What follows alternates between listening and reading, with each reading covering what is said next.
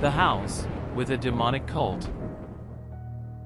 Characters: Bruce, the protagonist, storyteller. John, the housekeeper. It was a bleak winter night with darkness spread across the limits of sight. The sky was blurry with dense black clouds. It was growing damp due to colliginous fog. With all these hindrances, I decided to add more adventure and flavor to my trip and continue it at night too. An inner voice told me to camp the night in a safe place and continue in the morning. But I insisted on traveling the same night as it seemed like lots of fun at that time. So I started driving. I wasn't even halfway through yet and the outburst of an imminent storm crossed my path. Starting with gusts of wind, followed by the heavy rainstorm, now it was hailing with literal bomb-sized ice rocks falling from the sky right at us. I got hit badly. All of a sudden I caught sight of a small stranded house very far away, a few miles off the road. I drove to that house and immediately went to seek shelter. The house seemed old and abandoned for a very long time. The storm didn't seem to set for the whole night and we decided to stay at the house till that. I knocked at the door and a strange wicked person with a half-closed door looked through and inquired, "What's your business here? Run away to a safer place while there is time." "I cannot let you in here," I responded. "Sorry to disturb you, sir, but I don't seem to have a better place except for your house to stay for tonight. If you allow me to stay here for the night, I will be grateful, otherwise I might die in this cruel storm." To which he didn't bother and banged the door closed by saying, "Doesn't matter. Either of us will die here anyway tonight if you stay." I desperately wanted to use the toilet, so I went from the back door and entered the house. The house was very old and everything seemed antique and abandoned for a very long time. Then I found the toilet and used it. I heard someone barefooted walking with the sound of a splash. Every step was as if someone was walking barefoot on the wet mud, violently bashing its feet on the mud. The sound of steps intensified and I started shivering. I couldn't even call anyone for help due to the fear. Gathering all the courage I had left, I bent over to peek from the space between the floor and the door, if someone was there or something was just splashing the water. I saw crooked feet drenched with mud all over it and I could hear the voice of bones of its feet cracking as they moved. I got terrified with my eyes wide open. I forcefully tried to quiet myself with my own hands. I was still in a bent posture. My face was stuck, but my eyes were moving along the movement of crooked feet. I tried to find my phone, but then realized that I left it in the lounge. In trying to find my phone, I lost sight of my feet. I tried to find those feet again, but couldn't do so. Then again I caught the sight of those crooked feet soaked with wet mud with strangely curved fingers. I got flabbergasted the moment I caught that sight. I closed my eyes and started calling Bruce for help. "Help!" Suddenly everything became quiet and the doorknob started turning slowly. I raised my eyes.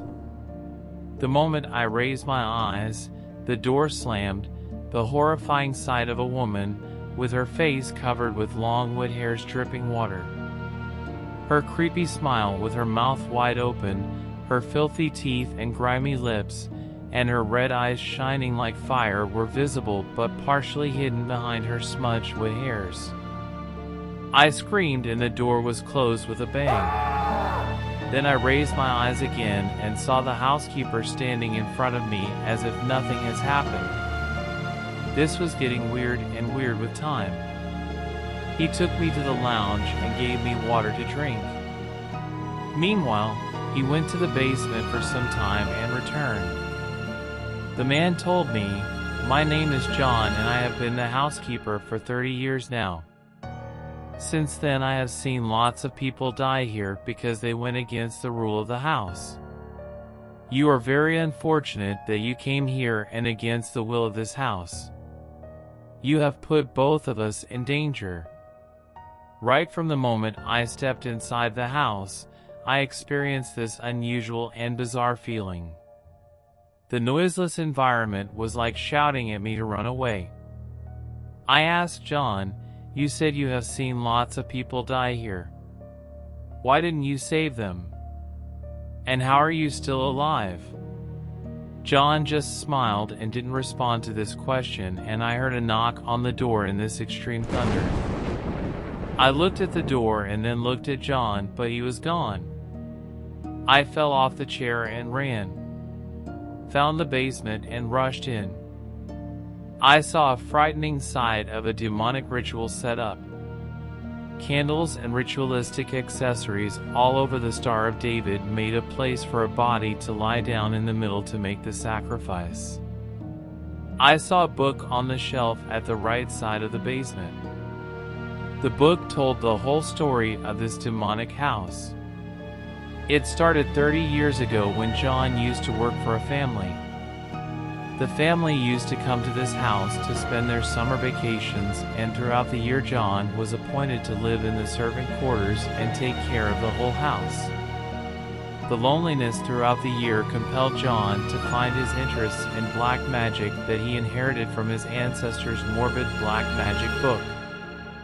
He started worshiping a demon, and in return the demon started rewarding him with evil.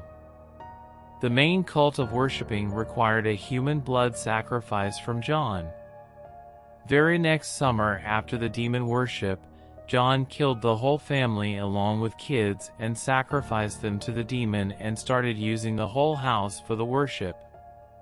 Whenever he used to think about the people he killed, he used to regret his existence and the sinful acts he committed. Because of this regret, he tried to commit suicide several times, but demon did not let him live and neither let him die. He used to write everything in his book and always kept it safe. Book stated that it's been 30 years that John the housekeeper has sacrificed several people to the evil spirit of the house. And the evil spirit let him live in return for those sacrifices.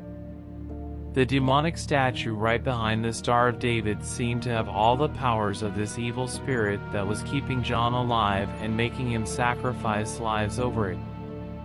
I wrapped my Christian cross locket in my hand and picked up the sledgehammer in the corner of the basement. I went straight for the statue and broke it.